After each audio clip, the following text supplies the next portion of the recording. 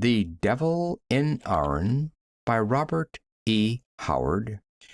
Recording by Phil Chenevert. Chapter 1. The fisherman loosened his knife in its scabbard. The gesture was instinctive, for what he feared was nothing a knife could slay, not even the saw-edged crescent blade of the Yuetshi that could disembowel a man with an upward stroke. Neither man nor beast threatened him in the solitude which brooded over the castellated isle of Xapur. He had climbed the cliffs, passed through the jungle that bordered them, and now stood surrounded by evidences of a vanished state. Broken columns glimmered among the trees.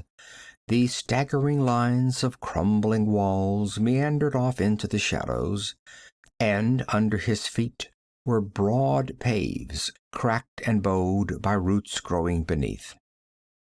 The fisherman was typical of his race, that strange people whose origin is lost in the gray dawn of the past, and who have dwelt in their rude fishing huts along the southern shore of the Sea of Vilayet since time immemorial. He was broadly built, with long apish arms and a mighty chest, but with lean loins and thin bandy legs. His face was broad, his forehead low and retreating, his hair thick and tangled. A belt for a knife and a rag for a loincloth were all he wore in the way of clothing. That he was where he was proved that he was less dully incurious than most of his people. Men seldom visited Xapur. It was uninhabited, all but forgotten, merely one among the myriad isles which dotted the great inland sea. Men called it Xapur the Fortified because of its ruins, remnants of some prehistoric kingdom, lost and forgotten before the conquering Hyborians had ridden southward. No one knew who reared these stones, though dim legends lingered among the Yuetshi which half intelligibly suggested a connection of immeasurable antiquity between the fishers and the unknown island kingdom. But it had been 1,000 years since any Yuetshi had understood the import of these tales. They repeated them now as a meaningless formula, a gibberish framed by their lips by custom. No Yuetshi had come to Xapur for a century. The adjacent coast of the mainland was uninhabited, a reedy marsh given over to the grim beasts that haunted it. The fisher's village lay some distance to the south on the mainland. A storm had blown his frail fishing craft far from his accustomed haunts, and wrecked it in a night of flaring lightning and roaring waters on the towering cliffs of the isle. Now in the dawn, the sky shone blue and clear. The rising sun made jewels of the dripping leaves. He had climbed the cliffs to which he had clung through the night because, in the midst of the storm, he had seen an appalling lance of lightning fork out of the black heavens, and the concussion of its stroke, which had shaken the whole island, had been accompanied by a cataclysmic crash that he doubted could have resulted from a riven tree. A dull curiosity had caused him to investigate, and now he had found what he sought, and an animal-like uneasiness possessed him, a sense of lurking peril. Among the trees reared a broken, dome-like structure, built of gigantic blocks of the peculiar iron-like green stone found only on the islands of Vilayet. It seemed incredible that human hands could have shaped and placed them, and certainly it was beyond human power to have overthrown the structure they formed. But the thunderbolt had splintered the ton-heavy blocks like so much glass, reduced others to green dust, and ripped away the whole arch of the dome. The fisherman climbed over the debris and peered in, and what he saw brought a grunt from him. Within the ruined dome, surrounded by stone dust and bits of broken masonry, lay a man on the golden block. He was clad in a sort of skirt and a shagreen girdle. His black hair, which fell in a square mane to his massive shoulders, was confined about his temples by a narrow gold band. On his bare, muscular breast lay a curious dagger with a jeweled pommel, shagreen-bound hilt, and a broad crescent blade. It was much like the knife the fisherman wore at his hip, but it lacked the serrated edge and was made with infinitely greater skill. The fisherman lusted for the weapon.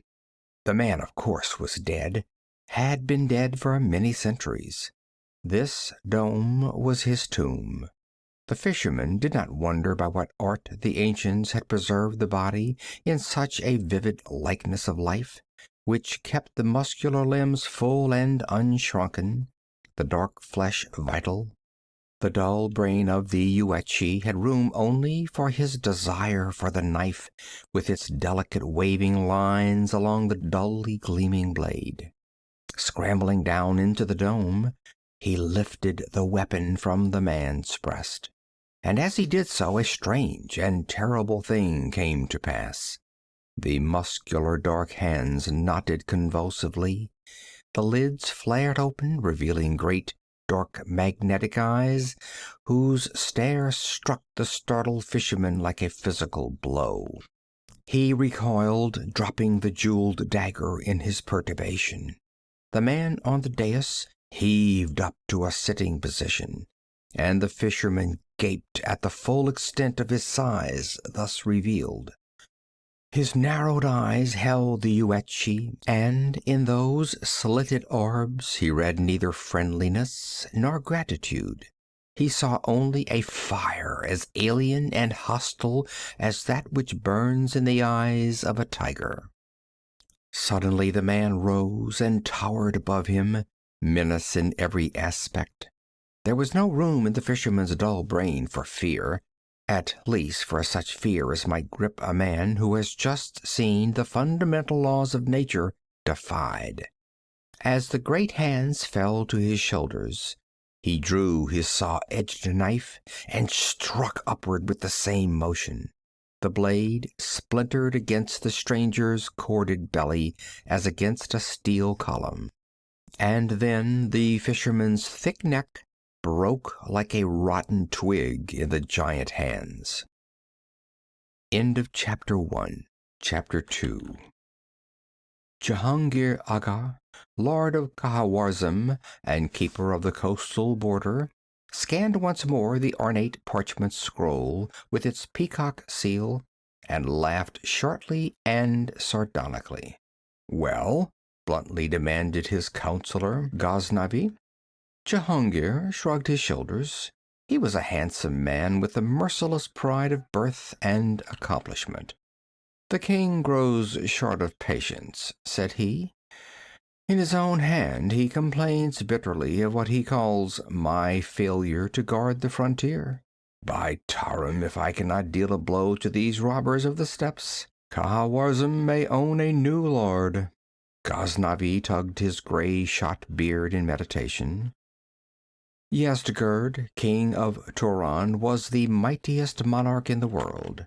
In his palace, in the great port city of Xapur, was heaped the plunder of empires. His fleets of purple-sailed war galleys had made Vilayet and Hyrcanian Lake.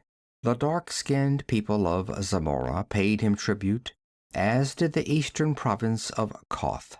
The Shemites bowed to his rule as far west as Sushan. His armies ravaged the borders of Stygia in the south and the snowy lands of the Hyperboreans in the north. His riders bore torch and sword westward into Brythumia and Ophir and Corinthia, even to the borders of Nemedia. His gilt-helmeted swordmen had trampled hosts under their horses' hoofs, and walled cities went up in flames at his command. In the glutted slave markets of Agrapur, Sultanapur, Khawarizm, Xapur, and Khorusan, women were sold for 3 small silver coins. Blonde Brythunians, tawny Stygians, dark-haired Samorians, ebon Kushites, olive-skinned Shemites. Yet, while his swift horsemen overthrew armies far from his frontiers, at his very borders an audacious foe plucked his beard with a red, dripping, and smoke-stained hand. On the broad steppes between the Sea of Vilayet and the borders of the easternmost Hyborian kingdoms, a new race had sprung up in the past half-century, formed originally of fleeing criminals, broken men, escaped slaves, and deserting soldiers. They were men of many crimes and countries, some born on the steppes, some fleeing from the kingdoms in the west. They were called Kozak, which means wastrel, dwelling on the wild open steppes, owning no law but their own peculiar code. They had become a people capable of defying the grand monarch. Ceaselessly they raided the Turanian frontier, retiring in the steppes when defeated. With the pirates of Vilayet, men of much the same breed, they harried the coast, preying off the merchant ships which plied between the Hyrcanian ports. "How am I to crush these wolves?" demanded Jehungir. "If I follow them into the steppes, I run the risk either of being cut off and destroyed, or having them elude me entirely and burn the city in my absence. Of late they have been more daring than ever." "That is because of the new chief who has risen among them," answered Ghaznavi. "You know whom I mean." "Aye," replied Jehungir feelingly. "It is that devil Conan. He is even wilder than the Kozaks, yet he is crafty as a mountain lion." "It is more through wild animal instinct than through intelligence," answered Ghaznavi. "The other Kozaks are at least descendants of civilized men. He is a barbarian, but to dispose of him would be to deal them a crippling blow." "But how?" demanded Jehungir. "He has repeatedly cut his way out of spots that seemed certain death for him, and by instinct or cunning he has avoided or escaped every trap set for him. For every beast and for every man there is a trap he will not escape," quoth Ghaznavi. "When we have parleyed with the Kozaks for the ransom of captives, I have observed this man, Conan. He has a keen relish for women and strong drink. Have your captive Octavia fetched here." Jehungir clapped his hands, and an impassive Kushite eunuch, an image of shining ebony and silken pantaloons, bowed before him and went to do his bidding. Presently he returned, leading by the wrist a tall, handsome girl, whose yellow hair, clear eyes, and fair skin identified her as a pure-blooded member of her race. Her scanty silk tunic, girded at the waist, displayed the marvelous contours of her magnificent figure. Her fine eyes flashed with resentment, and her red lips were sulky, but submission had been taught her during her captivity. She stood with hanging head before her master until he motioned her to a seat on the divan beside him. Then he looked inquiringly at Ghaznavi. "We must lure Conan away from the Kozaks," said the counselor abruptly. "Their war camp is at present pitched somewhere on the lower reaches of the Zaporoska River, which, as you well know, is a wilderness of reeds, a swampy jungle in which our last expedition was cut to pieces by those masterless devils." "I am not likely to forget that," said Jehungir wryly. "There is an uninhabited island near the mainland," said Ghaznavi, "known as Xapur the Fortified, because of some ancient ruins upon it. There is a peculiarity about it which makes it perfect for our purpose. It has no shoreline, but rises sheer out of the sea in cliffs 150 feet tall. Not even an ape could negotiate them. The only place where a man can go up or down is a narrow path on the western side, that has the appearance of a worn stair carved into the solid rock of the cliffs. If we could trap Conan on that island alone, we could hunt him down at our leisure with bows as men hunt a lion. As well wish for the moon, said Jehungir impatiently. Shall we send him a messenger bidding him climb the cliffs and wait our coming? In effect, yes. Seeing Jehungir's look of amazement, Ghaznavi continued. We will ask for a parley with the Cossacks in regard to prisoners at the edge of the steppes by Fort Gori. As usual, we will go with a force and encamp outside the castle. They will come with an equal force, and the parley will go forward with the usual distrust and suspicion. But this time we will take with us, as if by casual chance, your beautiful captive. Octavia changed color and listened with intensified interest as the counselor nodded toward her. She will use all her wiles to attract Conan's attention. That should not be difficult. To that wild reaver she should appear a dazzling vision of loveliness. Her vitality and substantial figure should appeal to him more vividly than would one of the doll-like beauties of your seraglio. Octavia sprang up, her white fists clenched, her eyes blazing, and her figure quivering with outraged anger. You would force me to play the trollop with this barbarian? She exclaimed. I will not. I am no market-block slut to smirk and ogle at a steppes robber. I am the daughter of a Nemedian lord. You were of the Nemedian nobility before my riders carried you off, returned Jehungir cynically. Now you are merely a slave who will do as she is bid. I will not, she raged. On the contrary, rejoined Jehungir with studied cruelty, you will. I like Ghaznavi's plan. Continue, prince among counselors. Conan will probably wish to buy her. You will refuse to sell her, of course, or to exchange her for Hyrcanian prisoners. He may then try to steal her or take her by force, though I do not think even he would break the parley truce. Anyway, we must be prepared for whatever he might attempt. Then, shortly after the parley, before he has time to forget all about her, we will send a messenger to him under a flag of truce, accusing him of stealing the girl and demanding her return. He may kill the messenger, but at least he will think that she has escaped. Then we will send a spy, a Yuetshi fisherman will do, to the Cossack camp, who will tell Conan that Octavia is hiding on Xapur. If I know my man, he will go straight to that place. But we do not know that he will go alone, Jehungir argued.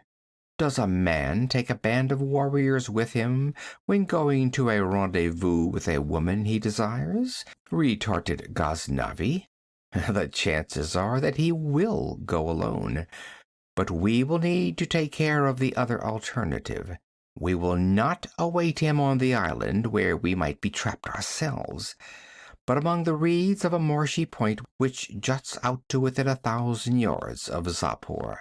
If he brings a large force, we'll beat a retreat and think up another plot. If he comes alone or with a small party, we will have him. Depend upon it, he will come, remembering your charming slave's smiles and meaning glances. I will never descend to such shame. Octavia was wild with fury and humiliation. I will die first. You will not die, my rebellious beauty, said Jehungir, but you will be subjected to a very painful and humiliating experience. He clapped his hands, and Octavia paled. This time it was not the Cushite who entered, but a Shemite, a heavily muscled man of medium height with a short, curled blue-black beard. "Here is work for you, Gilson," said Jehungir. "Take this fool and play with her a while, yet be careful not to spoil her beauty."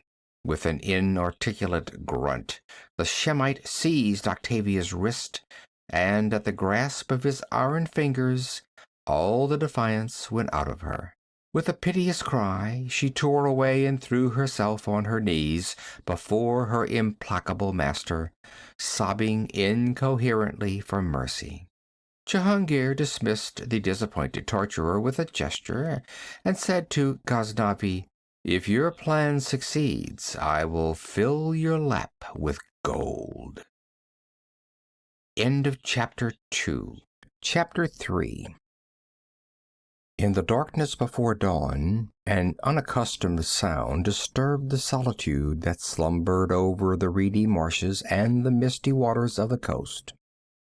It was not a drowsy waterfowl, nor a waking beast. It was a human, who struggled through the thick reeds which were taller than a man's head. It was a woman, had there been anyone to see, tall and yellow-haired, her splendid limbs molded by her bedraggled tunic. Octavia had escaped in good earnest, every outraged fiber of her still tingling from her experience in a captivity that had become unendurable. Jehungir's mastery of her had been bad enough, but with deliberate fiendishness Jehungir had given her to a nobleman whose name was a byword for degeneracy even in Khwarazm. Octavia's resilient flesh crawled and quivered at her memories. Desperation had nerved her climb from Jalal Khan's castle on a rope made of strips from torn tapestries, and chance had led her to a picketed horse. She had ridden all night, and dawn found her with a foundered steed on the swampy shores of the sea. Quivering with the abhorrence of being dragged back to the revolting destiny planned for her by Jalal Khan, she plunged into the morass, seeking a hiding place from the pursuit she expected. When the reeds grew thinner around her, and the water rose about her thighs, she saw the dim loom of an island ahead of her. A broad span of water lay between, but she did not hesitate.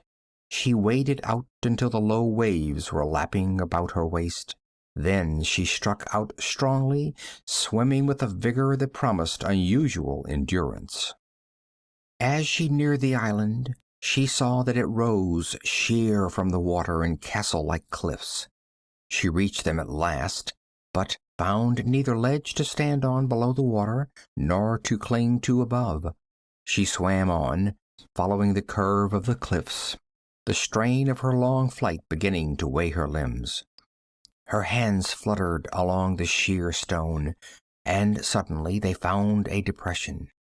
With a sobbing gasp of relief, she pulled herself out of the water and clung there, a dripping white goddess in the dim starlight. She had come upon what seemed to be steps carved in the cliff. Up them she went, flattening herself against the stone as she caught the faint clack of muffled oars.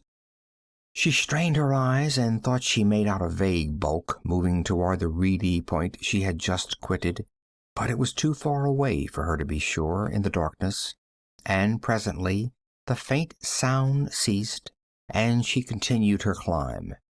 If it were her pursuers, she knew of no better course than to hide on the island. She knew that most of the islands off that marshy coast were uninhabited.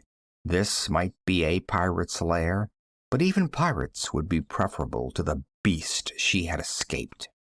A vagrant thought crossed her mind as she climbed, in which she mentally compared her former master with the Kozak chief, with whom, by compulsion, she had shamelessly flirted in the pavilions of the camp of Fort Agori, where the Hyrkanian lords had parleyed with the warriors of the steppes.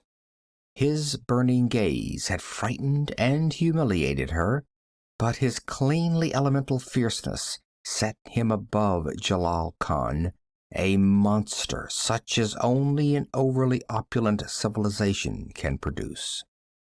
She scrambled up over the cliff edge and looked timidly at the dense shadows which confronted her. The trees grew close to the cliffs, presenting a solid mass of blackness. Something whirred above her head, and she cowered, even though realizing it was only a bat.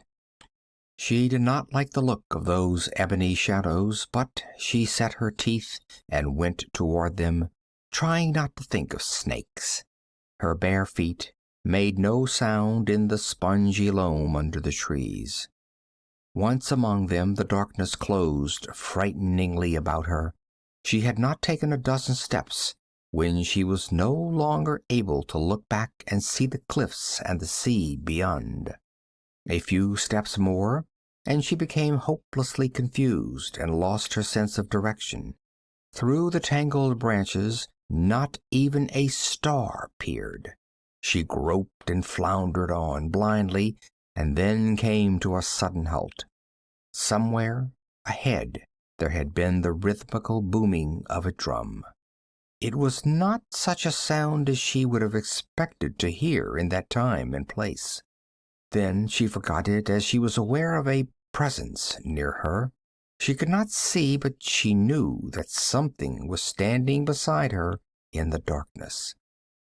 With a stifled cry, she shrank back, and as she did so, something that even in her panic she recognized as a human arm curved about her waist.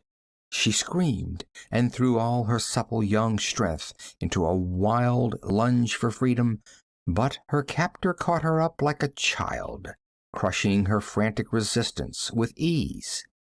The silence with which her frenzied pleas and protests were received added to her terror as she felt herself being carried through the darkness toward the distant drum, which still pulsed and muttered.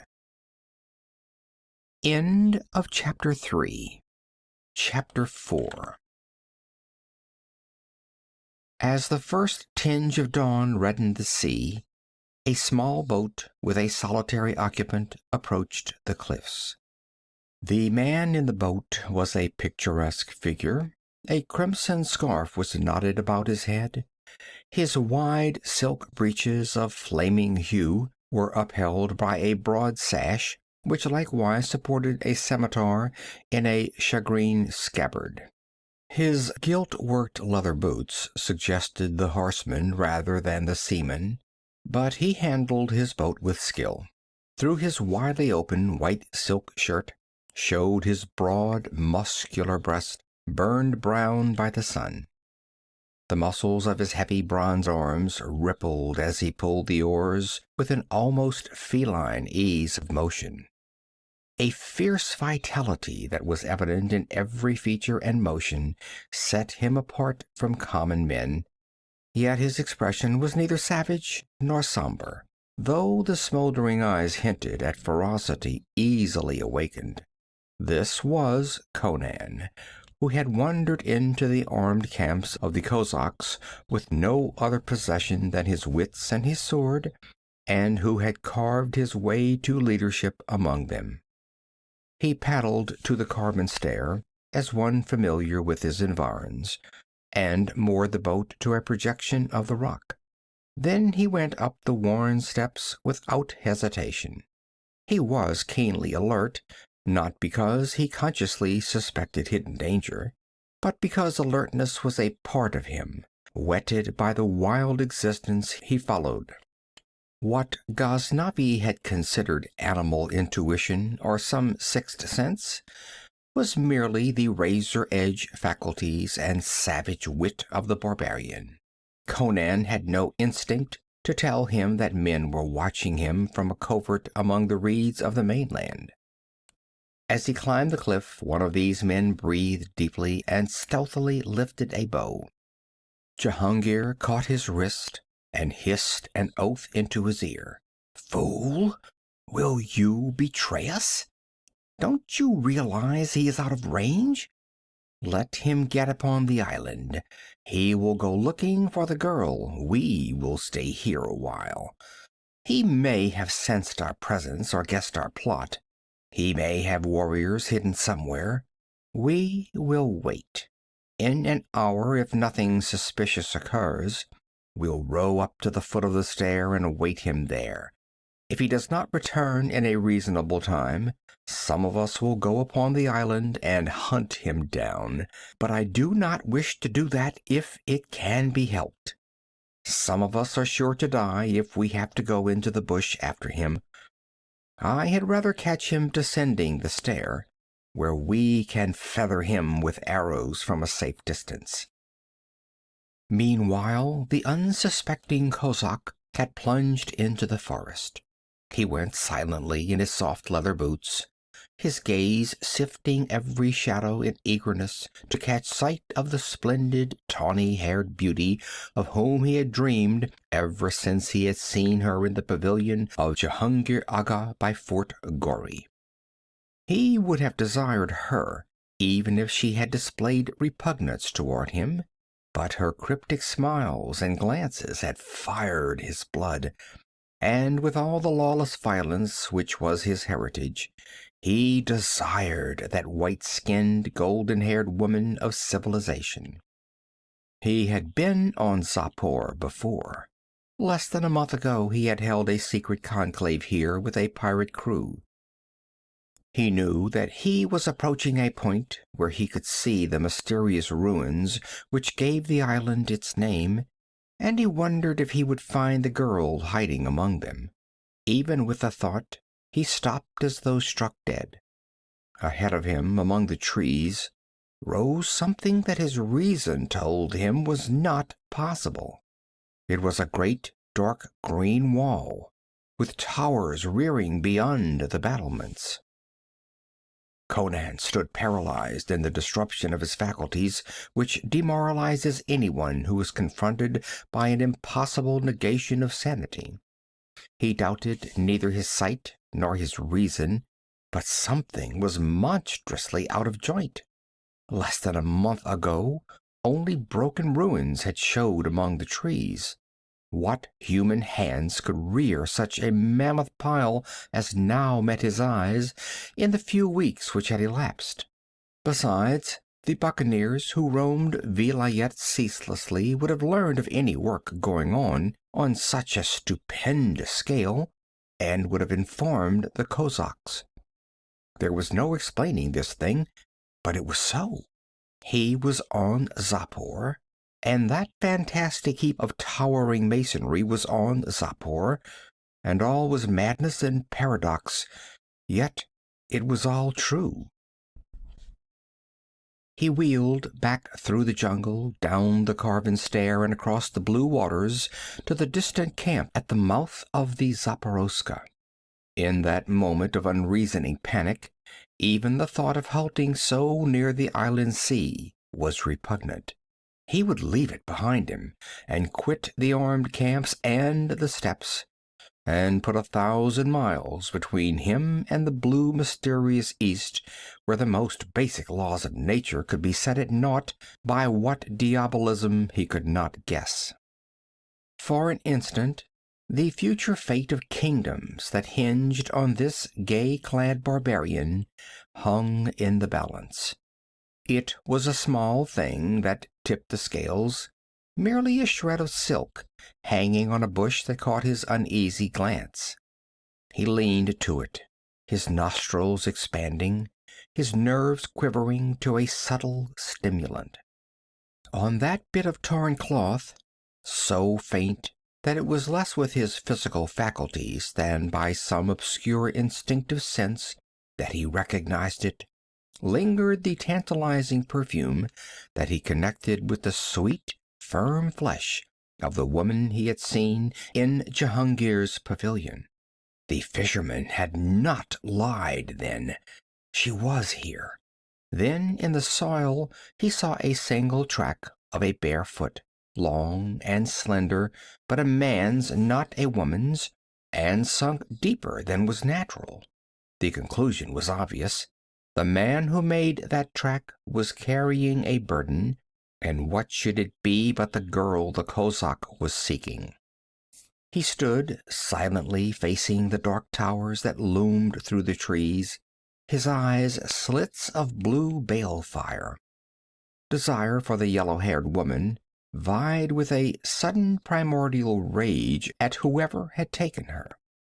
His human passion fought down his ultra-human fears, and dropping into the stalking crouch of a hunting panther, he glided toward the walls, taking advantage of the dense foliage to escape detection from the battlements. As he approached, he saw that the walls were composed of the same green stone that had formed the ruins, and he was haunted by a vague sense of familiarity. It was as if he looked upon something he had never seen before, but had dreamed of or pictured mentally. At last he recognized the sensation. The walls and towers followed the plan of the ruins. It was as if the crumbling lines had grown back into the structures they originally were. No sound disturbed the morning quiet as Conan stole to the foot of the wall which rose sheer from the luxuriant growth. On the southern reaches of the inland sea, the vegetation was almost tropical. He saw no one on the battlements, heard no sounds within. He saw a massive gate a short distance to his left, and had no reason to suppose that it was not locked and guarded. But he believed that the woman he sought was somewhere beyond that wall, and the course he took was characteristically reckless. Above him, vine-festooned branches reached out toward the battlements. He went up a great tree like a cat, and reaching a point above the parapet, he gripped a thick limb with both hands, swung back and forth at arm's length until he had gained momentum, and then let go and catapulted through the air, landing cat-like on the battlements. Crouching there, he stared down into the streets of a city. The circumference of the wall was not great, but the number of green stone buildings it contained was surprising. They were 3 or 4 stories in height, mainly flat-roofed, reflecting a fine architectural style. The streets converged like the spokes of a wheel into an octagon-shaped court in the center of the town, which gave upon a lofty edifice which, with its dome and towers, dominated the whole city. He saw no one moving in the streets or looking out of the windows, though the sun was already coming up. The silence that reigned there might have been that of a dead and deserted city. A narrow stone stair ascended the wall near him. Down this he went.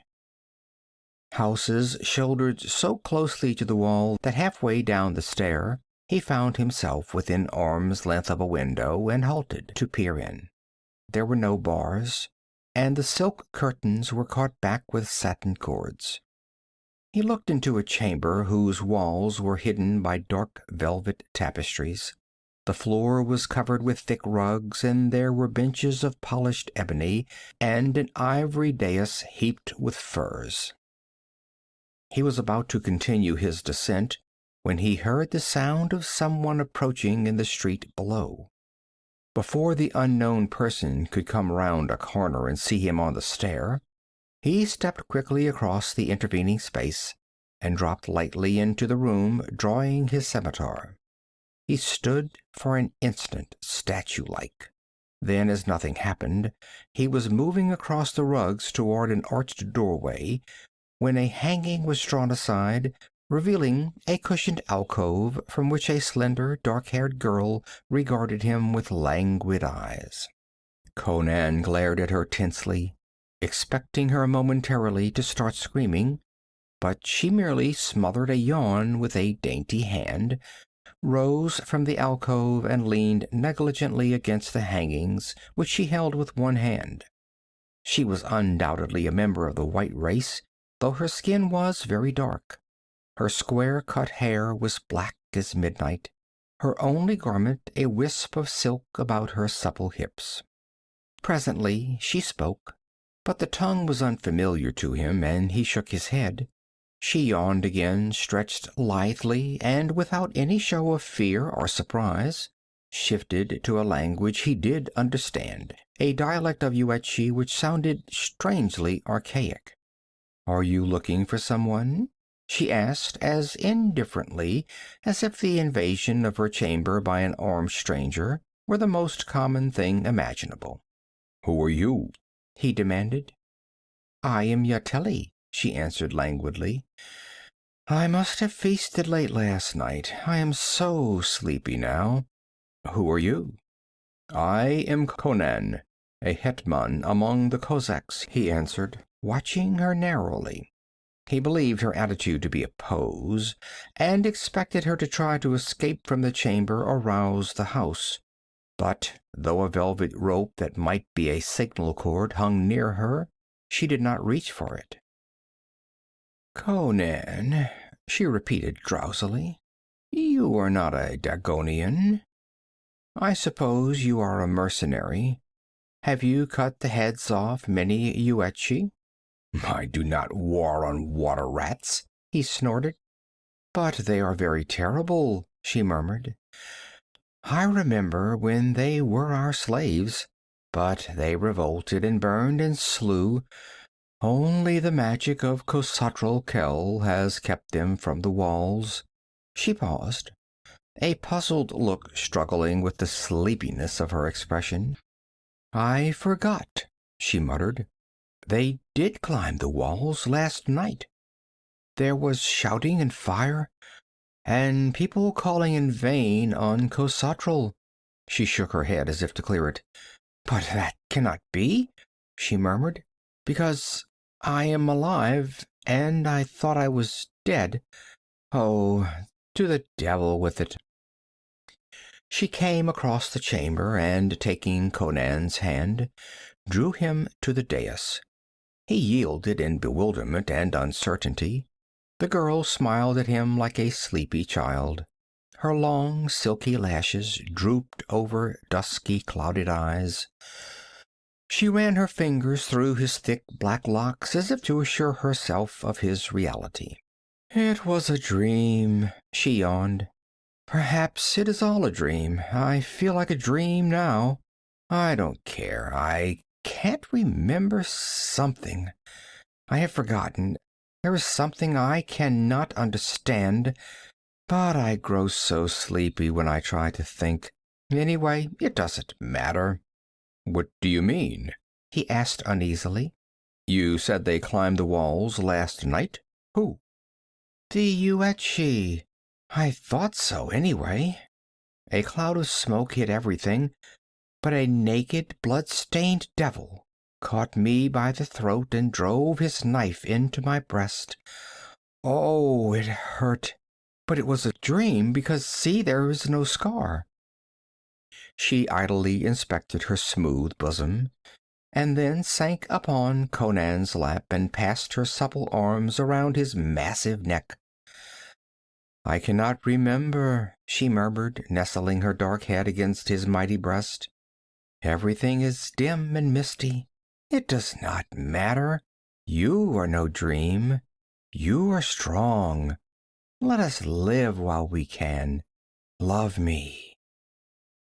He cradled the girl's glossy head in the bend of his heavy arm and kissed her full, red lips with unfeigned relish. "You are strong," she repeated, her voice waning. "Love me. Love." The sleepy murmur faded away. The dusky eyes closed, the long lashes drooping over the sensuous cheeks.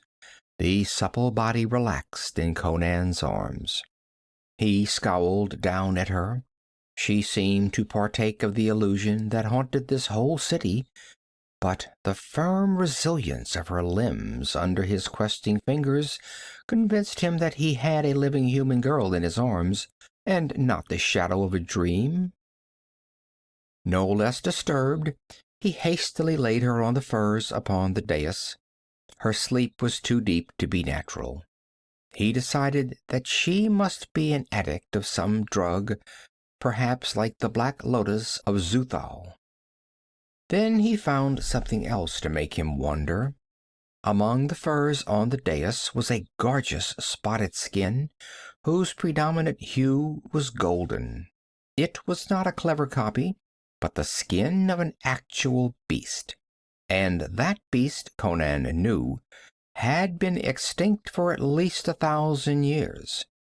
It was the great golden leopard, which figures so predominantly in Hyborian legendry, and which the ancient artists delighted to portray in pigments and marble. Shaking his head in bewilderment, Conan passed through the archway into a winding corridor. Silence hung over the house, but outside he heard a sound which his keen ears recognized as something ascending the stair on the wall from which he had entered the building. An instant later he was startled to hear something land with a soft but weighty thud on the floor of the chamber he had just quitted. Turning quickly away, he hurried along the twisting hallway until something on the floor before him brought him to a halt. It was a human figure, which lay half in the hall and half in an opening that obviously was normally concealed by a door which was a duplicate of the panels of the wall. It was a man, dark and lean, clad only in a silk loincloth, with a shaven head and cruel features, and he lay as if death had struck him just as he was emerging from the panel. Conan bent above him, seeking the cause of his death, and discovered him to be merely sunk in the same deep sleep as the girl in the chamber. But why should he select such a place for his slumbers? While meditating on the matter, Conan was galvanized by a sound behind him. Something was moving up the corridor in his direction. A quick glance down it showed that it ended in a great door which might be locked. Conan jerked the supine body out of the panel entrance and stepped through, pulling the panel shut after him. A click told him it was locked in place. Standing in utter darkness, he heard a shuffling tread halt just outside the door, and a faint chill trickled along his spine. That was no human step, nor that of any beast he had ever encountered. There was an instant of silence, then a faint creak of wood and metal. Putting out his hand, he felt the door straining and bending inward, as if a great weight were being steadily borne against it from the outside. As he reached for his sword, this ceased, and he heard a strange, slobbering mouthing that prickled the short hairs on his scalp. Scimitar in hand, he began backing away, and his heels felt steps, down which he nearly tumbled. He was in a narrow staircase leading downward. He groped his way down in the blackness, feeling for but not finding some other opening in the walls. Just as he decided that he was no longer in the house but deep in the earth under it, the steps ceased in a level tunnel. End of Chapter 4. Chapter 5. Along the black silent tunnel Conan groped, momentarily dreading a fall into some unseen pit.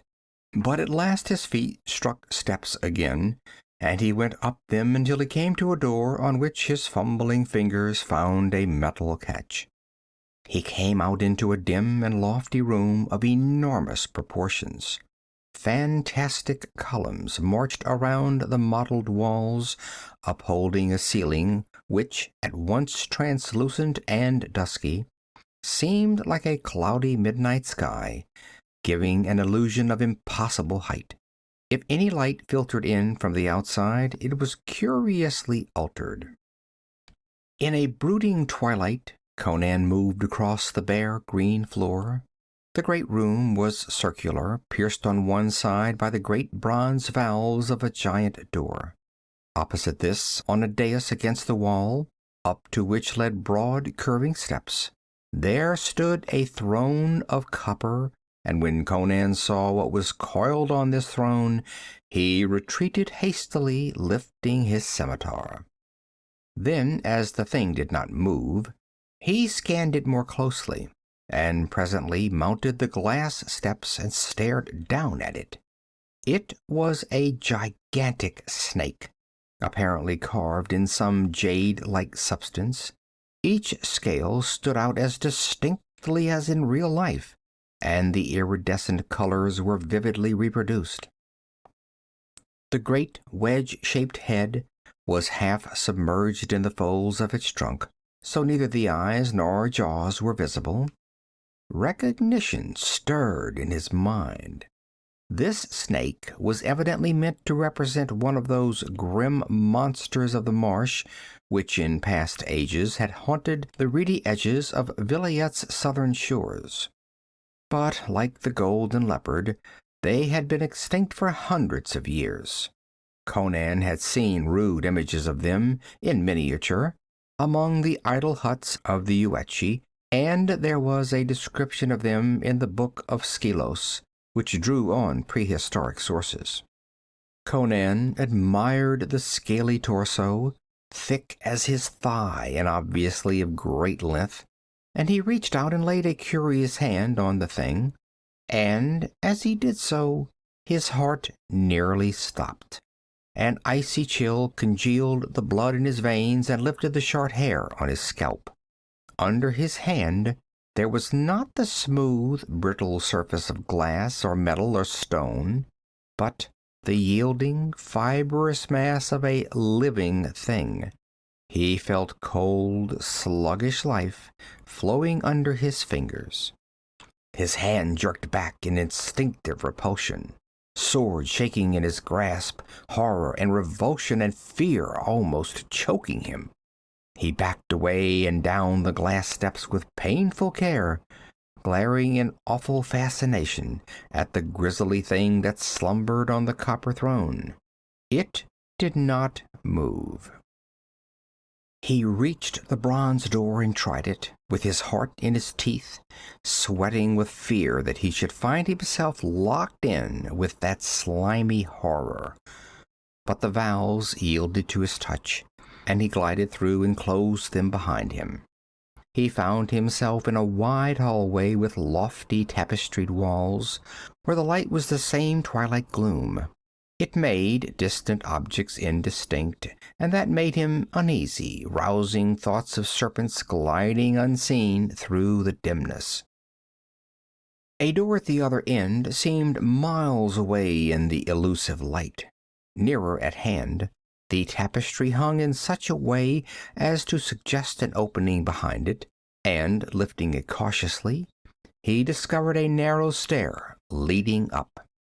While he hesitated, he heard in the great room he had just left the same shuffling tread he had heard outside the locked panel. Had he been followed through the tunnel? He went up the stair hastily, dropping the tapestry in place behind him. Emerging presently into a twisting corridor, he took the first doorway he came to. He had a twofold purpose in his apparently aimless prowling: to escape from the building and its mysteries, and to find the Nemedian girl who, he felt, was imprisoned somewhere in this palace, temple, or whatever it was.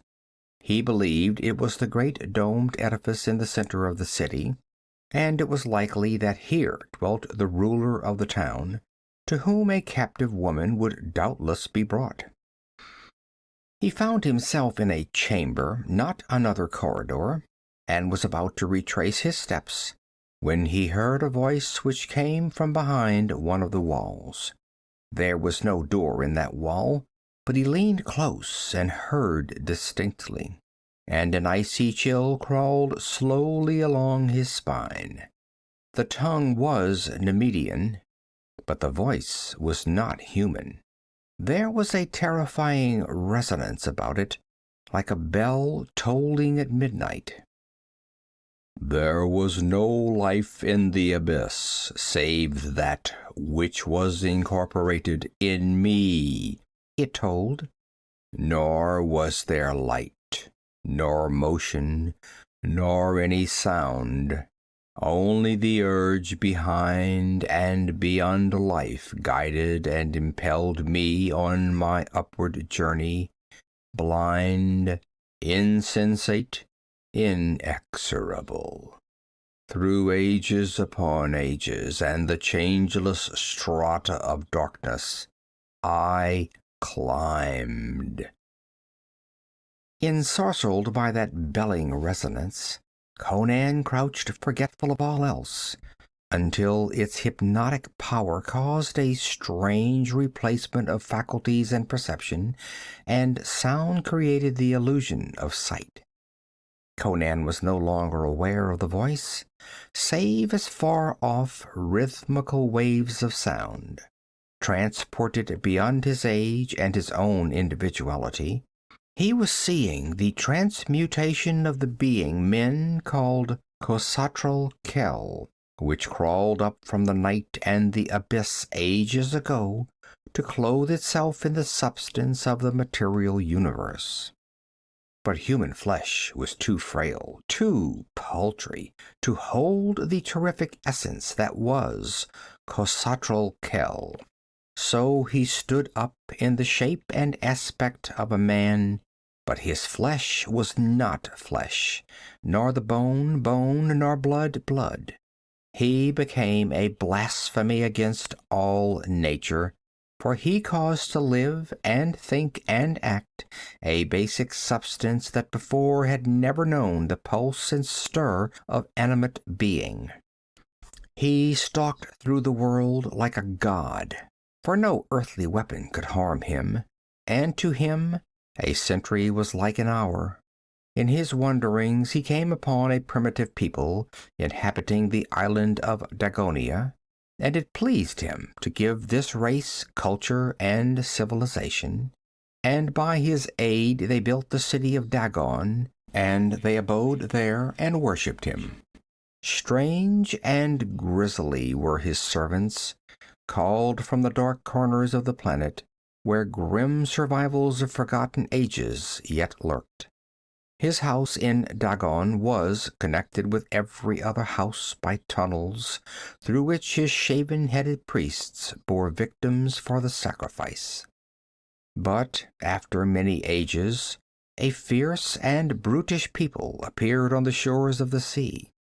They called themselves Yuetsi, and after a fierce battle they were defeated and enslaved, and for nearly a generation they died on the altars of Khosatral. His sorcery kept them in bonds. Then their priest, a strange, gaunt man of unknown race, plunged into the wilderness, and when he returned, he bore a knife that was of no earthly substance. It was forged of a meteor which flashed through the sky like a flaming arrow and fell in a far valley. The slaves rose. Their saw-edged crescents cut down the men of Dagon like sheep, and against that unearthly knife the magic of Khosatral was impotent. While carnage and slaughter bellowed through the red smoke that choked the streets, the grimmest act of that grim drama was played in the cryptic dome behind the great daïsed chamber, with its copper throne and its walls mottled like the skin of serpents. From that dome the Yuetsi priest emerged alone. He had not slain his foe because he wished to hold the threat of his loosing over the heads of his own rebellious subjects. He had left Khosatral lying upon the golden dais, with the mystic knife across his breast for a spell to hold him senseless and inanimate until doomsday.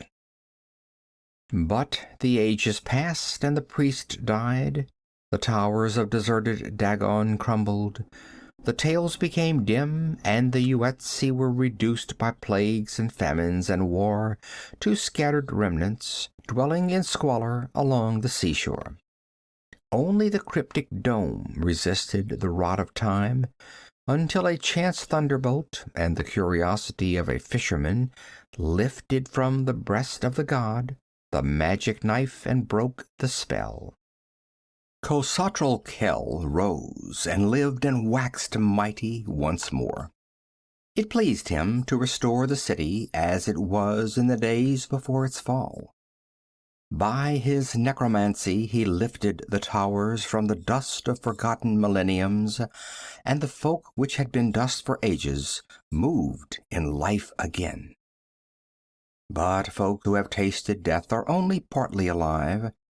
In the dark corners of their souls and minds, death still lurks unconquered.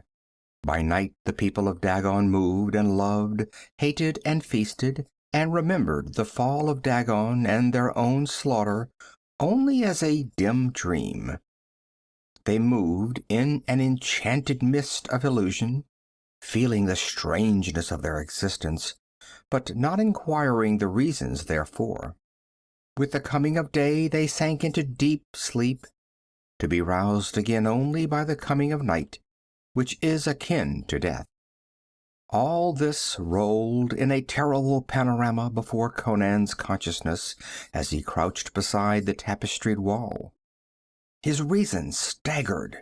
All certainty and sanity were swept away, leaving a shadowy universe through which stole hooded figures of grisly potentialities. Through the belling of the voice, which was like a tolling of triumph over the ordered laws of a sane planet, a human sound anchored Conan's mind from its flight through spheres of madness. It was the hysterical sobbing of a woman. Involuntarily, he sprang up. End of Chapter 5. Chapter 6. Jahangir Agha waited with growing impatience in his boat among the reeds. More than an hour passed, and Conan had not reappeared. Doubtless he was still searching the island for the girl he thought to be hidden there. But another surmise occurred to the Agha. Suppose the hetman had left his warriors nearby, and that they should grow suspicious and come to investigate his long absence? Jahangir spoke to the oarsman, and the long boat slid from among the reeds and glided toward the carven stairs. Leaving half a dozen men in the boat, he took to rest 10 mighty archers of Khwarazm, in spired helmets and tiger-skin cloaks. Like hunters invading the retreat of the lion, they stole forward under the trees, arrows on string. Silence reigned over the forest except when a great green thing that might have been a parrot swirled over their heads with a low thunder of broad wings and then sped off through the trees. With a sudden gesture, Jahangir halted his party, and they stared incredulously at the towers that showed through the verdure in the distance. "Tarim," muttered Jahangir. "The pirates have rebuilt the ruins. Doubtless Conan is there. We must investigate this.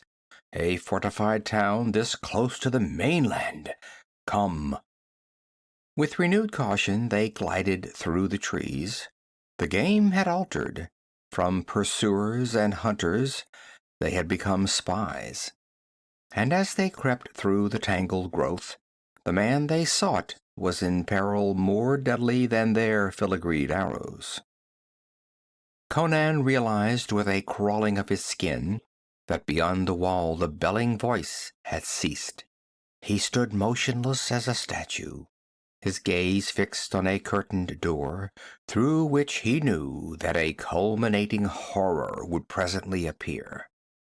It was dim and misty in the chamber, and Conan's hair began to lift on his scalp as he looked. He saw a head and a pair of gigantic shoulders grow out of the twilight gloom. There was no sound of footsteps, but the great dusky form grew more distinct, until Conan recognized the figure of a man. He was clad in sandals, a skirt, and a broad shagreen girdle. His square-cut mane was confined by a circlet of gold. Conan stared at the sweep of the monstrous shoulders, the breadth of the swelling breast, the bands and ridges and clusters of muscles on torso and limbs. The face without weakness and without mercy. The eyes were balls of dark fire, and Conan knew that this was Khosatral Khel, the ancient from the abyss, the god of Dagonia. No word was spoken, no word was necessary. Khosatral spread his great arms, and Conan, crouching beneath them, slashed at the giant's belly. Then he bounded back, eyes blazing with surprise. The keen edge had rung on the mighty body as on an anvil, rebounding without cutting. Then Khosatral came upon him in an irresistible surge. There was a fleeting concussion, a fierce writhing and intertwining of limbs and bodies, and then Conan sprang clear, every thew quivering from the violence of his efforts. Blood started where the grazing fingers had torn the skin. In that instant of contact, he had experienced the ultimate madness of blasphemed nature. No human flesh had bruised his, but metal, animated and sentient. It was a body of living iron which opposed his. Khosatral loomed above the warrior in the gloom. Once let those great fingers lock, and they would not loosen until the human body hung limp in their grasp. In that twilight chamber, it was as if a man fought with a dream monster in a nightmare. Flinging down his useless sword, Conan caught up a heavy bench and hurled it with all his power. It was such a missile as few men could even lift. On Khosatral's mighty breast it smashed into shreds and splinters. It did not even shake the giant on his braced legs. His face lost something of its human aspect. A nimbus of fire played about his awesome head, and like a moving tower, he came on. With a desperate wrench, Conan ripped a whole section of tapestry from the wall, and, whirling it with a muscular effort greater than that required for throwing the bench, he flung it over the giant's head. For an instant, Khosatral floundered, smothered and blinded by the clinging stuff that resisted his strength as wood or steel could not have done. And in that instant, Conan caught up his scimitar and shot out into the corridor. Without checking his speed, he hurled himself through the door of the adjoining chamber, slammed the door, and shot the bolt. Then, as he wheeled, he stopped short, all the blood in him seeming to surge to his head.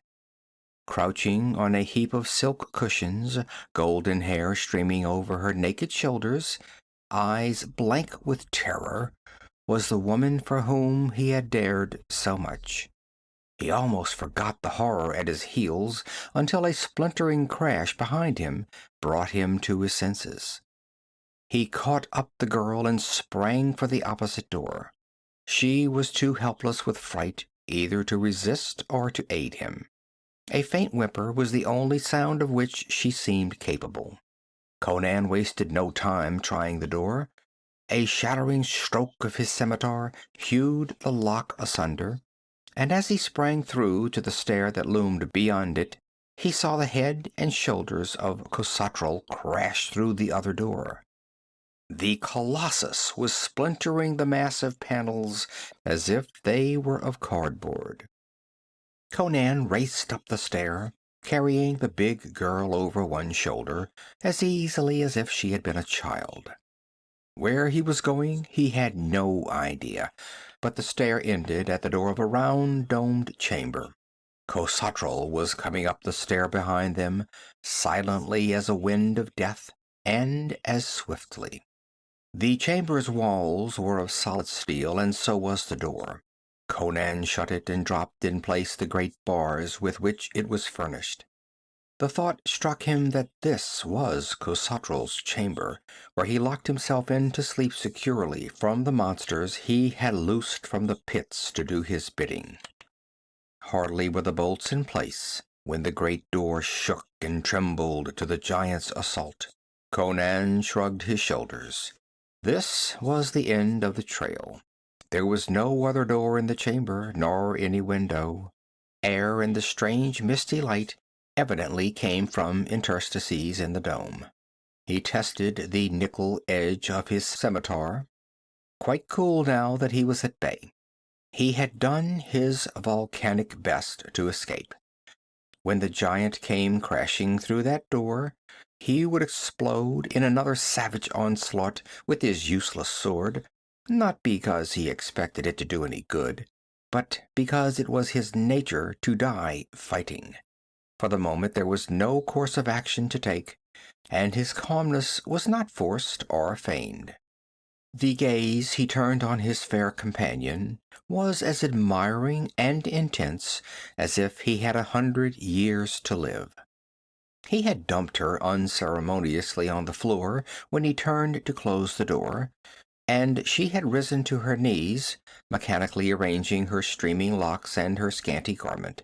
Conan's fierce eyes glowed with approval as they devoured her thick golden hair, her clear wide eyes, her milky skin, sleek with exuberant health, the firm swell of her breasts, the contours of her splendid hips. A low cry escaped her as the door shook and the bolt gave way with a groan. Conan did not look around.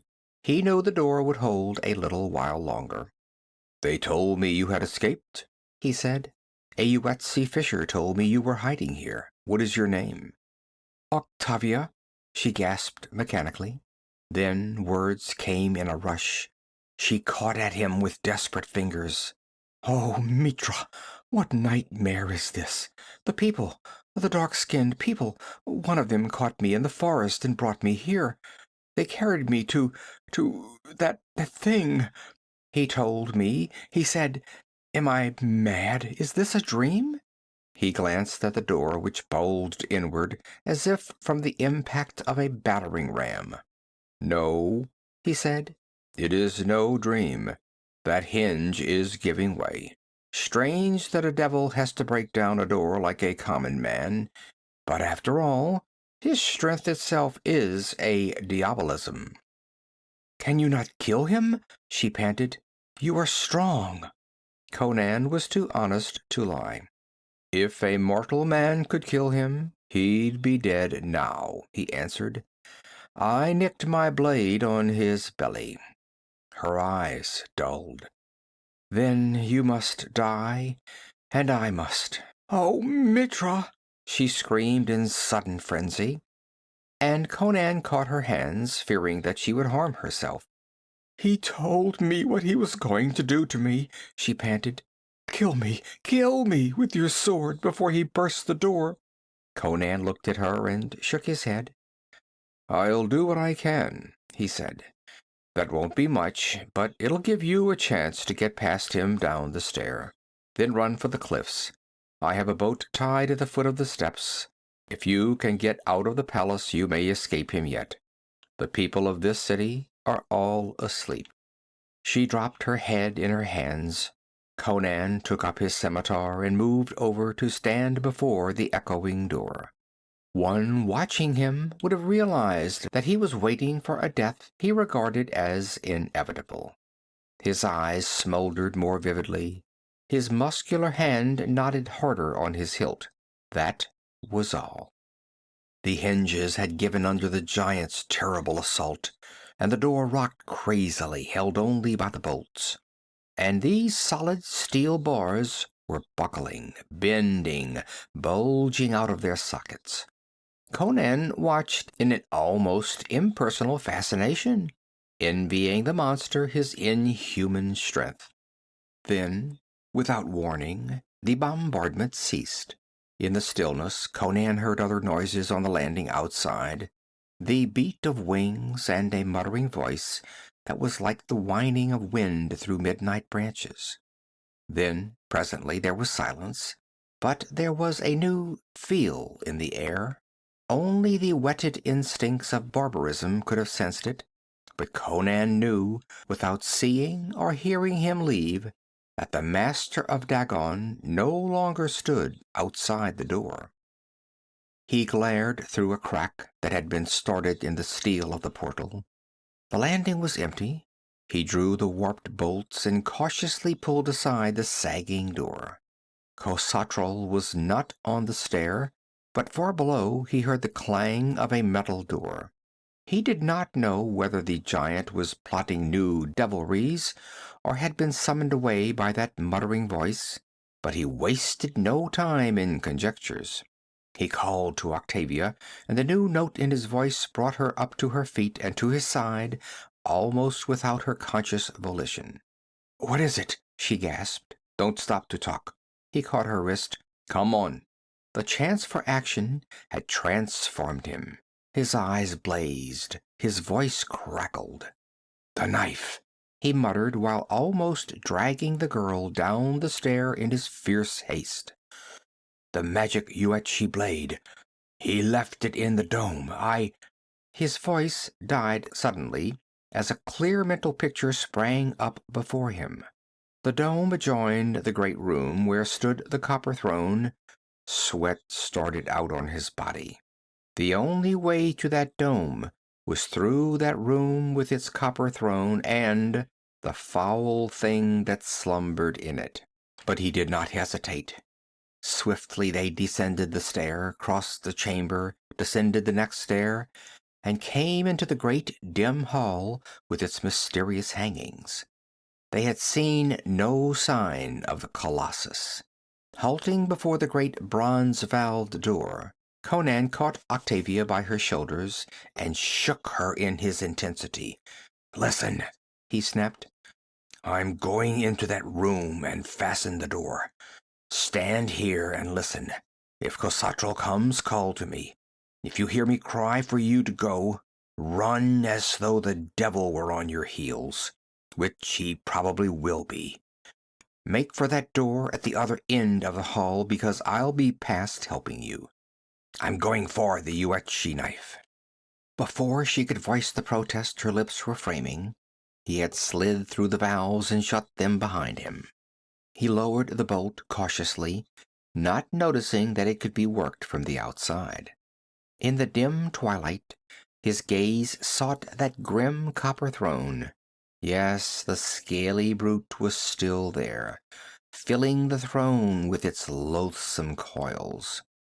He saw a door behind the throne and knew that it led into the dome, but to reach it he must mount the dais, a few feet from the throne itself. A wind blowing across the green floor would have made more noise than Conan's slinking feet. Eyes glued on the sleeping reptile, he reached the dais and mounted the glass steps. The snake had not moved. He was reaching for the door. The bolt on the bronze portal clanged, and Conan stifled an awful oath as he saw Octavia come into the room. She stared about, uncertain in the deeper gloom, and he stood frozen, not daring to shout a warning. Then she saw his shadowy figure and ran toward the dais, crying, "I want to go with you. I'm afraid to stay alone.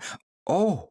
She threw up her hands with a terrible scream, as for the first time she saw the occupant of the throne. The wedge-shaped head had lifted from its coils and thrust out toward her on a yard of shining neck. Conan cleared the space between him and the throne with a desperate bound, his scimitar swinging with all his power. And with such blinding speed did the serpent move, that it whipped about and met him in full midair, lapping his limbs and body with half a dozen coils. His half-checked stroke fell futilely as he crashed down on the dais, gashing the scaly trunk, but not severing it. Then he was writhing on the glass steps with fold after slimy fold knotting about him, twisting, crushing, killing him. His right arm was still free, but he could get no purchase to strike a killing blow, and he knew one blow must suffice. With a groaning convulsion of muscular expansion that bulged his veins almost to bursting on his temples and tied his muscles in quivering, tortured knots, he heaved up on his feet, lifting almost the full weight of that 40-foot devil. An instant he reeled on wide-braced legs, feeling his ribs caving in on his vitals, and his sight growing dark, while his scimitar gleamed above his head. Then it fell, shearing through the scales and flesh and vertebrae. And where there had been one huge writhing cable, now there were horribly two, lashing and flopping in their death throes. Conan staggered away from their blind strokes. He was sick and dizzy, and blood oozed from his nose. Groping in a dark mist, he clutched Octavia and shook her until she gasped for breath. "Next time I tell you to stay somewhere," he gasped, "you stay." He was too dizzy even to know whether she replied. Taking her wrist like a truant schoolgirl, he led her around the hideous stumps that still looped and knotted on the floor. Somewhere in the distance he thought he heard men yelling, but his ears were still roaring so that he could not be sure. The door gave to his efforts. If Khosatral had placed the snake there to guard the thing he feared, evidently he considered it ample precaution. Conan half expected some other monstrosity to leap at him with the opening of the door, but in the dimmer light he saw only the vague sweep of the arch above, a dully gleaming block of gold, and a half-moon glimmer on the stone. With a gasp of gratification he scooped it up, and did not linger for further exploration. He turned and fled across the room and down the great hall toward the distant door that he felt led to the outer air. He was correct. A few minutes later he emerged into the silent streets, half carrying, half guiding his companion. There was no one to be seen, but beyond the western wall there sounded cries and moaning wails that made Octavia tremble. He led her to the southwestern wall, and without difficulty found a stone stair that mounted the rampart. He had appropriated a thick tapestry rope in the great hall, and now, having reached the parapet, he looped the soft, strong cord about the girl's hips and lowered her to the earth. Then, making one end fast to a merlon, he slid down after her. There was but one way of escape from the island, the stair on the western cliffs. In that direction he hurried, swinging wide around the spot from which had come the cries and sound of terrible blows. Octavia sensed that grim peril lurked in those leafy fastnesses. Her breath came pantingly, and she pressed close to her protector. But the forest was silent now, and they saw no shape of menace until they emerged from the trees and glimpsed a figure standing on the edge of the cliffs. Jahangir Agha had escaped the doom that had overtaken his warriors when an iron giant sallied suddenly from the gate and battered and crushed them into bits of shredded flesh and splintered bone. When he saw the swords of his archers break on that man-like juggernaut, he had known it was no human foe they faced, and he had fled, hiding in the deep woods until the sounds of slaughter ceased. Then he crept back to the stair, but his boatmen were not waiting for him. They had heard the screams, and presently, waiting nervously, had seen on the cliffs above them a blood-smeared monster waving gigantic arms in awful triumph. They had waited for no more. When Jahangir came upon the cliffs, they were just vanishing among the reeds beyond earshot. Khosatral was gone, had either returned to the city, or was prowling the forest in search of the man who had escaped him outside the walls. Jahangir was just preparing to descend the stairs and depart in Conan's boat, when he saw the hetman and the girl emerge from the trees. The experience which had congealed his blood and almost blasted his reason had not altered Jahangir's intentions toward the Kozak chief. The sight of the man he had come to kill filled him with gratification. He was astonished to see the girl he had given to Jalal Khan, but he wasted no time on her. Lifting his bow, he drew the shaft to his head and loosed. Conan crouched, and the arrow splintered on a tree, and Conan laughed. "Dog," he taunted, "you can't hit me. I was not born to die on Hyrcanian steel." Try again, pig of Turan. Jahangir did not try again. That was his last arrow. He drew his scimitar and advanced, confident in his spired helmet and close-meshed mail. Conan met him halfway in a blinding whirl of swords. The curved blades ground together, sprang apart, circled in glittering arcs that blurred the sight which tried to follow them.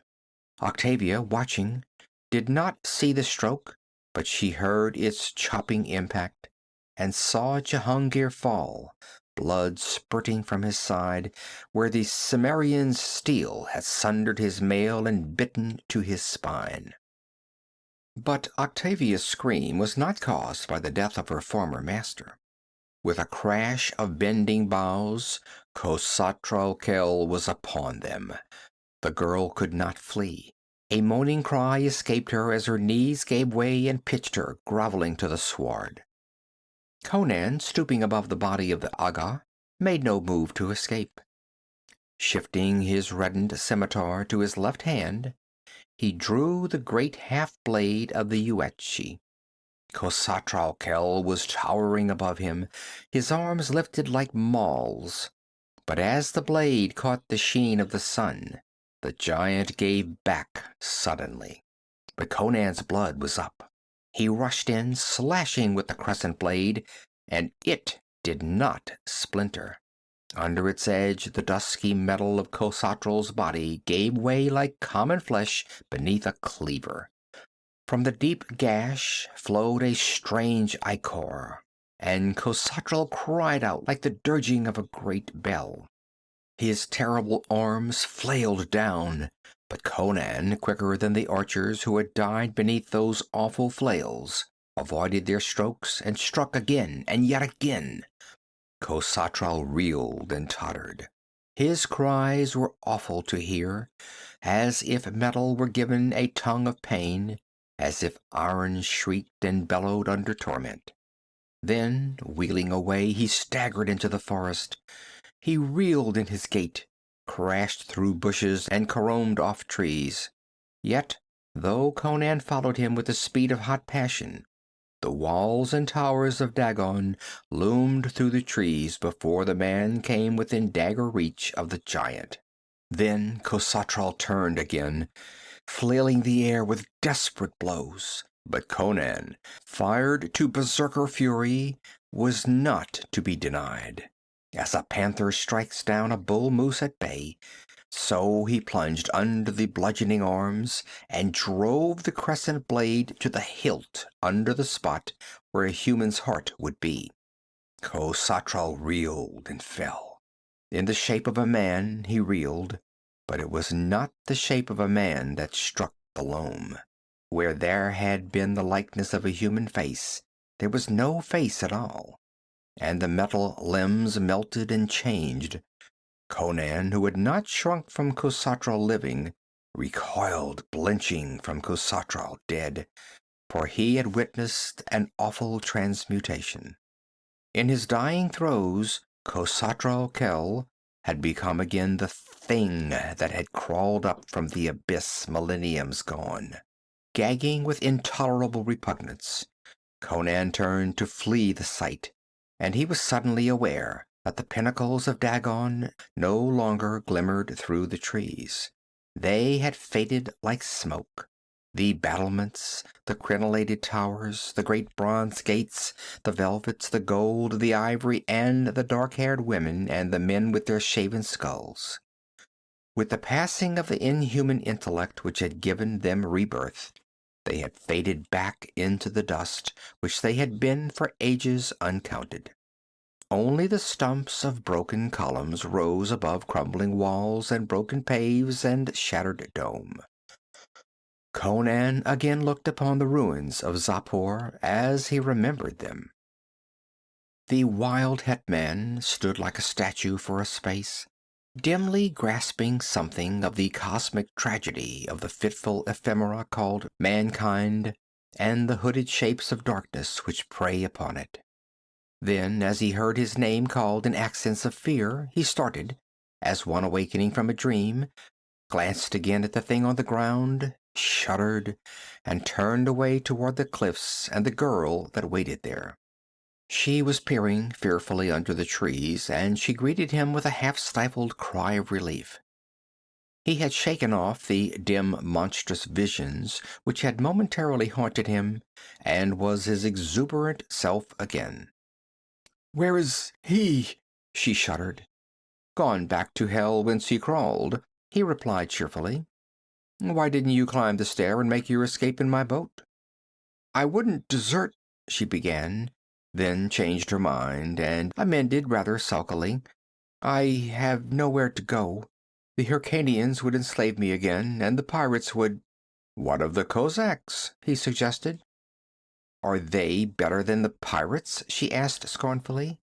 Conan's admiration increased to see how well she had recovered her poise after having endured such frantic terror. Her arrogance amused him. "You seem to think so in the camp by Gori," he answered. "You were free enough with your smiles then." Her red lip curled in disdain. "Do you think I was enamored of you? Do you dream that I would have shamed myself before an ale-guzzling, meat-gorging barbarian unless I had to? My master, whose body lies there, forced me to do as I did." "Oh!" Conan seemed rather crestfallen. Then he laughed with undiminished zeal. "No matter. You belong to me now. Give me a kiss." "You dare ask?" she began angrily, when she felt herself snatched off her feet and crushed to the hetman's muscular breast. She fought him fiercely, with all the supple strength of her magnificent youth, but he only laughed exuberantly, drunk with his possession of this splendid creature writhing in his arms.